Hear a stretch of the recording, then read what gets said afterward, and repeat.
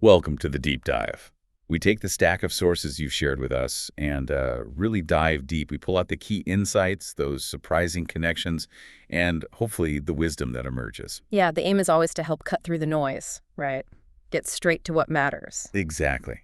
And today we're diving into a really fascinating thread. It's about a personal journey into Christian monism and non-dual awareness. And this isn't just theory, is it? It's rooted deep in mystical experience. Deeply. It draws these really interesting lines between Eastern traditions, Christian mystics. Yeah. It even touches on modern science, psychology. And it all started from a listener's, profound personal transformation, life-altering stuff. Right. So our mission here is to navigate these rich sources, pull out the core threads, and see what wisdom might be in there for, anyone curious about the nature of reality and our place in it. Okay, let's unpack this stack. It's quite a collection. It really highlights how, direct experience can just kick things off, bridging worlds that seem totally separate.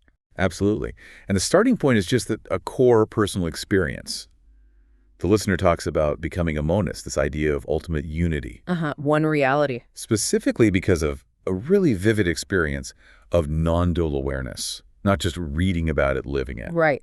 And they had this background in Eastern philosophy, Upanishads, Yogananda, the Bhagavad Gita are mentioned, that gave them a kind of framework. But it was the feeling, the direct sense of it. Exactly. The direct felt sense of non-duality shifted everything, and that led them deeper into teachers like Ramana Maharshi and Nisargadatta Maharaj. So the experience came first, grounded in that Eastern wisdom, and then it sparked a question from their other background, their Christian roots, perhaps. Yeah. Is there such a thing as Christian monism? Is this non-dual reality reflected somewhere in Christianity? And that's where the sources led us. Yeah. Into Christian mystical traditions. And the answer is a definite yes. Christian mysticism, it turns out, is this rich vein, exploring themes that sound very non-dualistic, very monistic, even if the language is different sometimes. So who are some of the key figures or concepts? What jumped out from the sources there? Well, Meister Eckhart comes up immediately, 13th, 14th century. He's probably the most explicit. How so? He talked about the soul's deepest part, its ground, being actually identical with God's essence, like completely one. He described dissolving the difference between self and God. Wow. Yeah. And his famous line, God's ground and the soul's ground are one ground.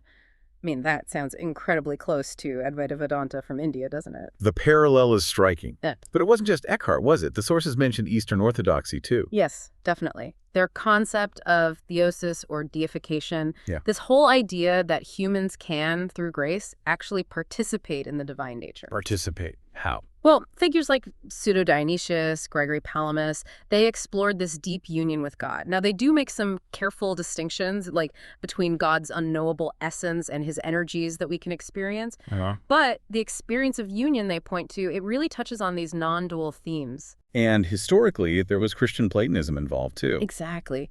Thinkers like John Scotus Erigena, way back in the 9th century, he had these ideas about reality as sort of flowing out from God and then returning to God.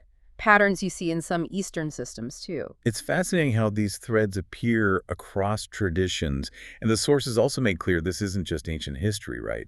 Contemporary figures bridge these worlds, too. Absolutely. People like Thomas Merton, he had these profound dialogues with Eastern teachers, wrote about cosmic consciousness. I read some of that. And Bede Griffiths, Richard Rohr, others who've really worked to integrate contemplative practice and this kind of cross-cultural spiritual understanding. Even if you look right back at the Bible, the sources suggest there are mystical aspects, interpretations that lean towards non-duality. For sure. Paul's language, being in Christ or Christ being all in all, and John's gospel with its deep symbolism and focus on union. It provides a basis within Scripture itself. It does, even if, the more dominant way of thinking in Christianity became pretty dualistic over time, separating God and creation, soul and body.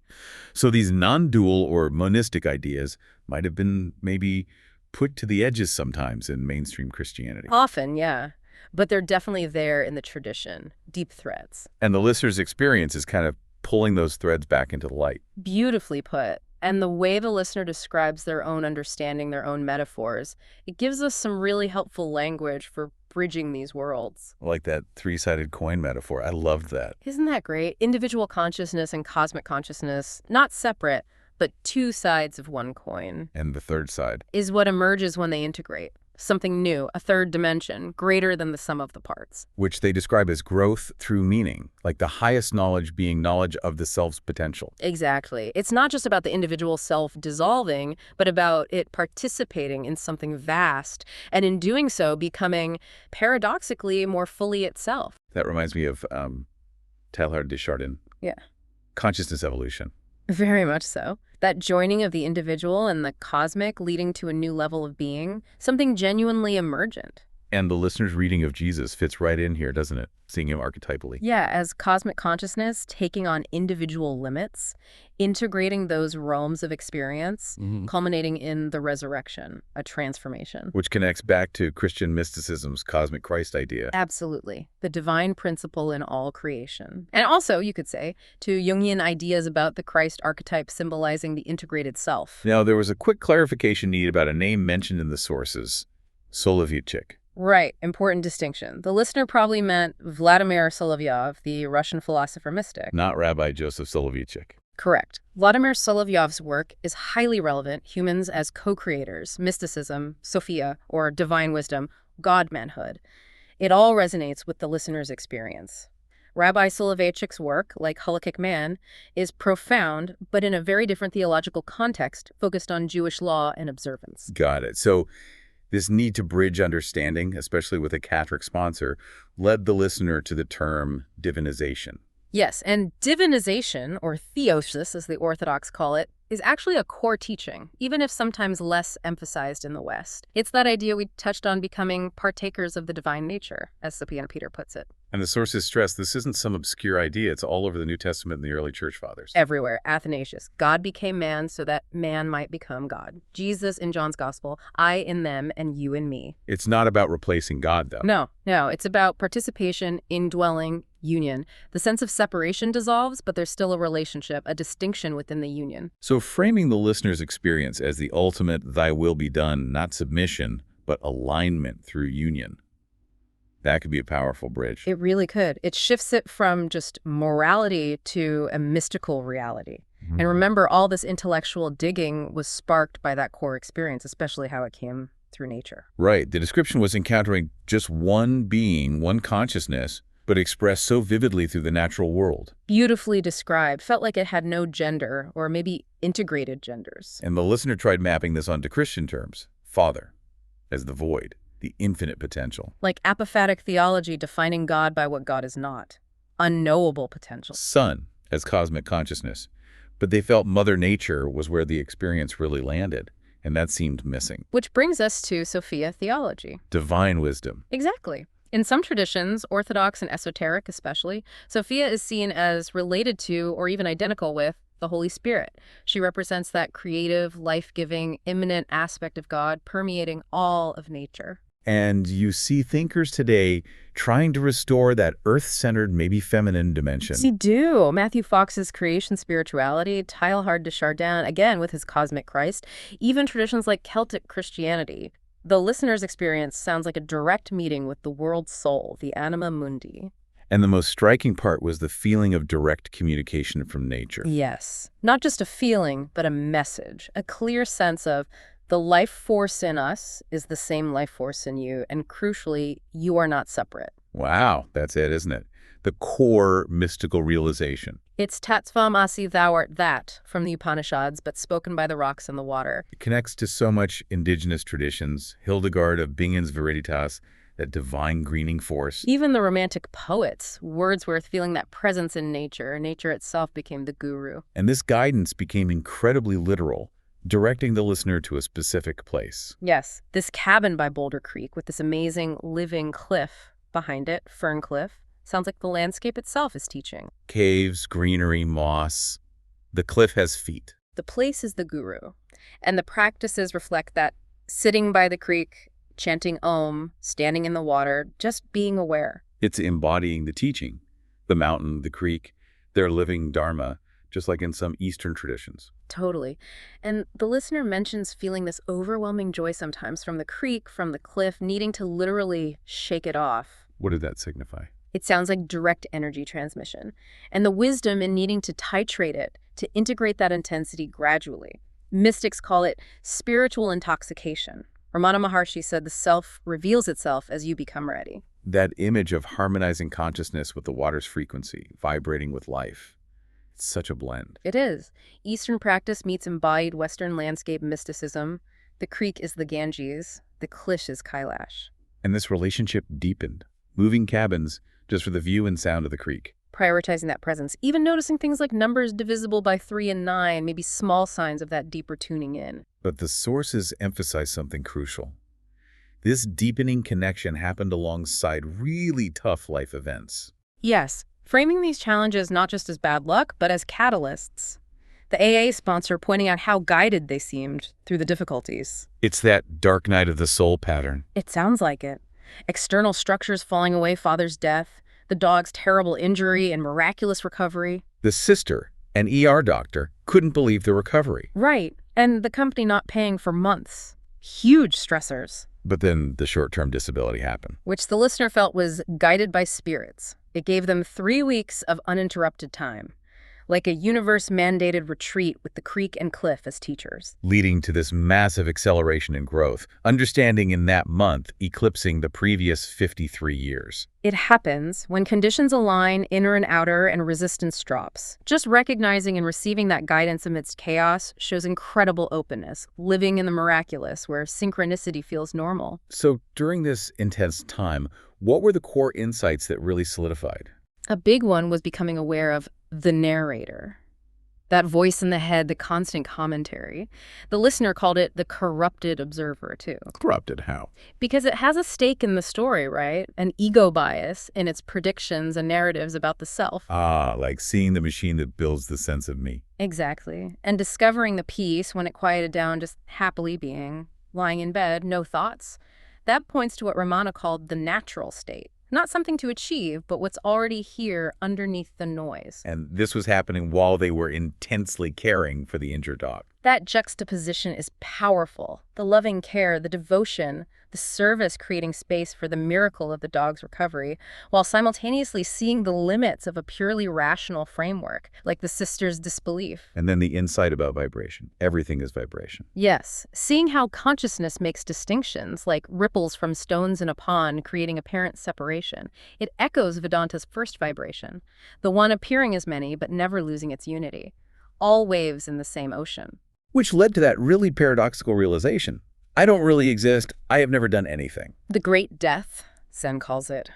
The separate self dissolves, and you find yourself as everything, the ultimate cosmic joke. Everything becoming humorous. The weirdness of walking the dog knowing you're not really walking. Precisely. And flowing from that, the loss of ambition, especially scientific ambition. Why specifically scientific? Well, if consciousness is the ground, the only window, then looking for objective patterns out there starts to feel slightly off target. Knower, knowing, known are seen as one seamless flow. The sources describe this state not as laziness, but almost like divine apathy. Right. Not caring, but not caring in the ego's driven, achieving way. Caring infinitely, cosmically, but without personal striving. But even with these huge insights, the sources make it clear the ego doesn't just vanish, it gets clever. Oh, absolutely. A master magician. It finds new angles, like creating a spiritual identity out of the insights themselves. Subtle seeking, spiritual pride. Nisargadatta warned about this. The mind is always looking for a foothold.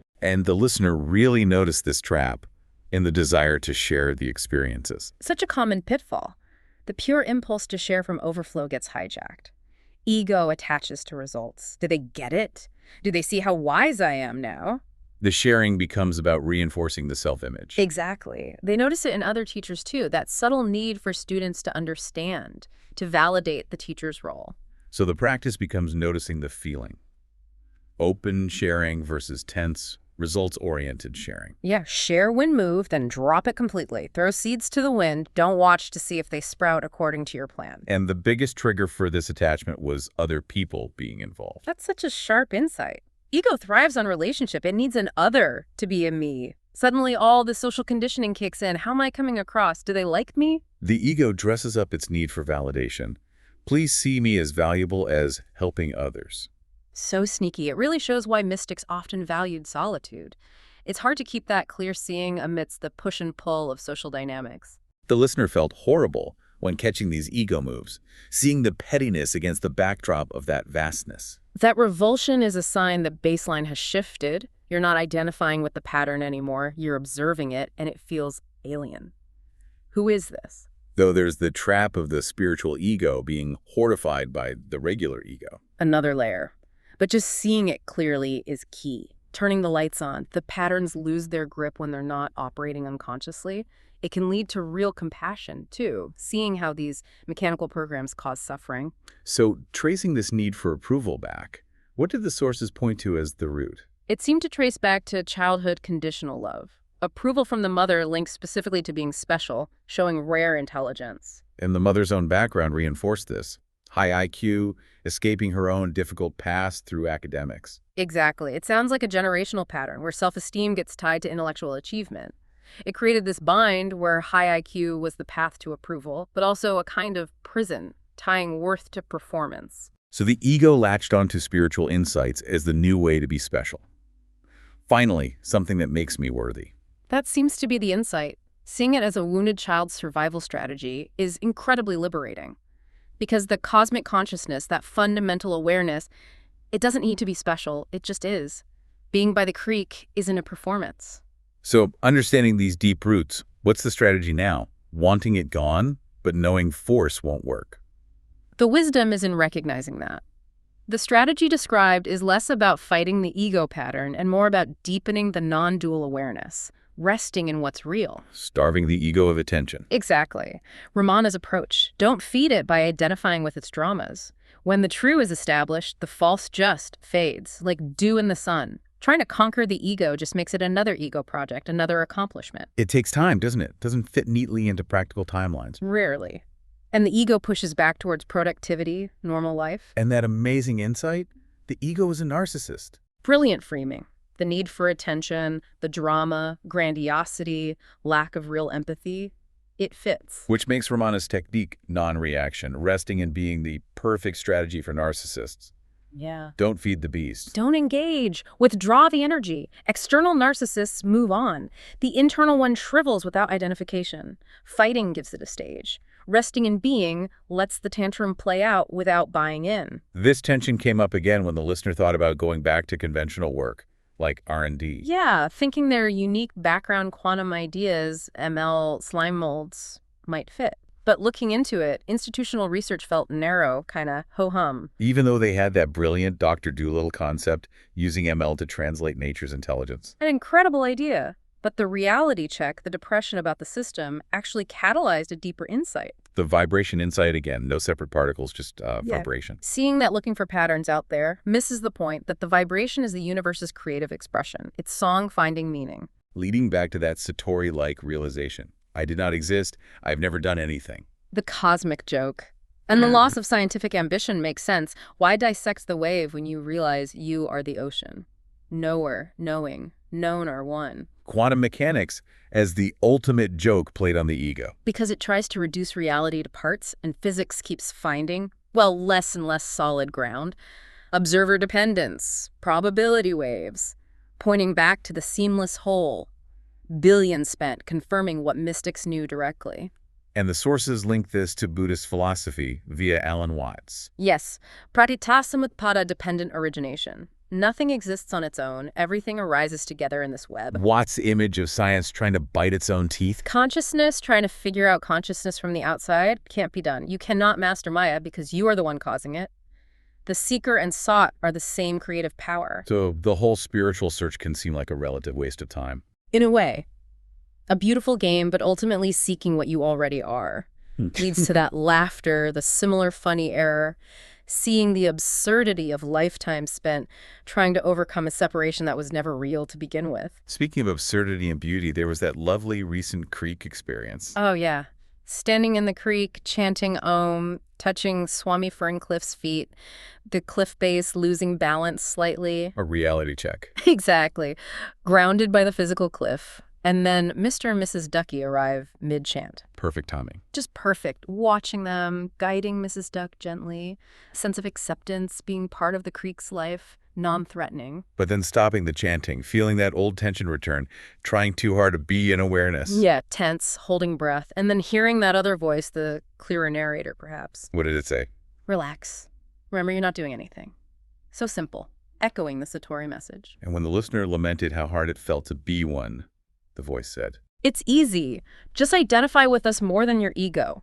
Boom. That's the shift. Stop trying to achieve oneness. Just shift where you place your identity. Relax into what's already true. and realizing the narrator could be Dr. Dolittle, a bridge, passing messages. Integrating the mind, giving it a helpful role, not fighting it. And when that flicker of unworthiness came up, am I really part of this? The voice. You are never not part of the family. What a relief that must be. Total release from striving to belong, followed by that embodied sense of the merging with everything, ripples, wind, breath, carrying that vibration, words dissolving before they even form, pure being. And the ducks accepted the listener because the listener had identified with the creek, just like them. Yes, that natural identification with nature, which the sources brilliantly connect back to age 3 to 4, being absorbed in the grass, not interested in kids. Parents worried autistic. But the listener reframes autism. Maybe it's a different attunement, more sensitive to the wider web, less to the human social matrix. A potential evolutionary direction which other cultures might see as a gift. Exactly, a natural contemplative. Our culture pathologizes it, but standing in the creek with the ducks, being Dr. Dolittle, it's a full circle return. The sources even suggest autism might be an asset for awakening. Fewer filters, maybe? A more flexible neurology, perhaps more open to restructuring reality. The listener notes not needing hallucinogens, though cannabis could help focus. They seemed naturally closer to those states. Unlike alcohol, which became literal hell. A common story, sadly. But the whole path feels like returning home, retracing steps like Hansel and Gretel back to that 3-year-old in the grass. But consciously this time. Exactly, with appreciation, realizing, I don't have to try.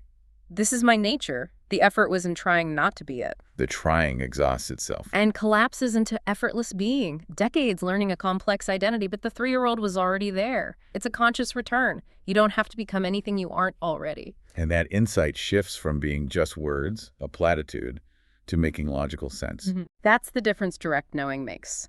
Though the ego part, built on incompleteness, still pipes up with disbelief. Am I losing it? Did I achieve this? But the awareness watching the disbelief isn't troubled. Exactly. Consciousness watching its own resistance. The anxiety about losing awareness starts to sound funny because awareness isn't a thing you possess. Using the narrator to repeat, I am aware, consciousness leaving breadcrumbs for itself. It connects right back to the Satori trigger.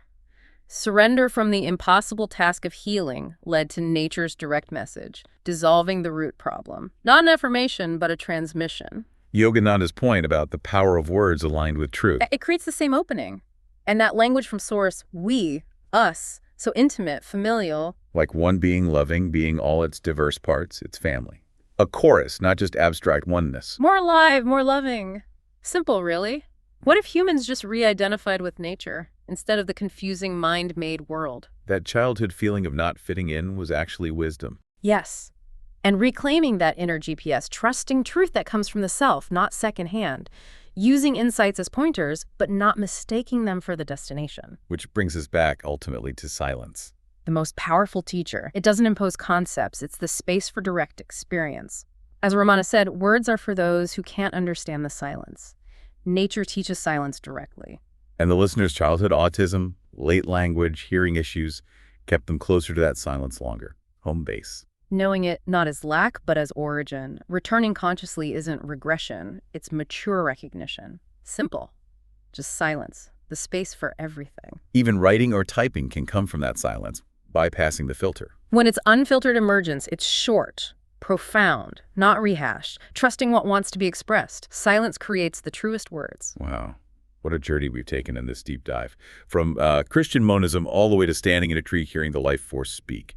We've seen how personal mystical experience really can bridge diverse traditions, how nature itself can be the ultimate guru, and how tough times can be profound catalysts. Exploring the ego's games, the wisdom in something like autism, and that huge relief you don't have to become anything different. Right. The core insight again and again across time from nature directly seems to be the simple invitation. You're not separate. Peace isn't found in striving, but just resting in the awareness that you already are, in the silence. So for you listening, what does this spark? Can you notice that narrator voice in your own mind? How's your connection with nature could it be speaking to you? Are there challenges in your life that might actually be guides in disguise? This deep dive suggests the wisdom isn't out there, but right here, under your feet, in the quiet inside. The invitation's always here, isn't it? In the Yeah. pause, the breath, the space between thoughts. Always present. So here's a final thought to chew on. Could this whole lifelong journey of seeking just be consciousness, playing this incredible game of hide and seek with itself? Just for the sheer joy of being found. Something to ponder.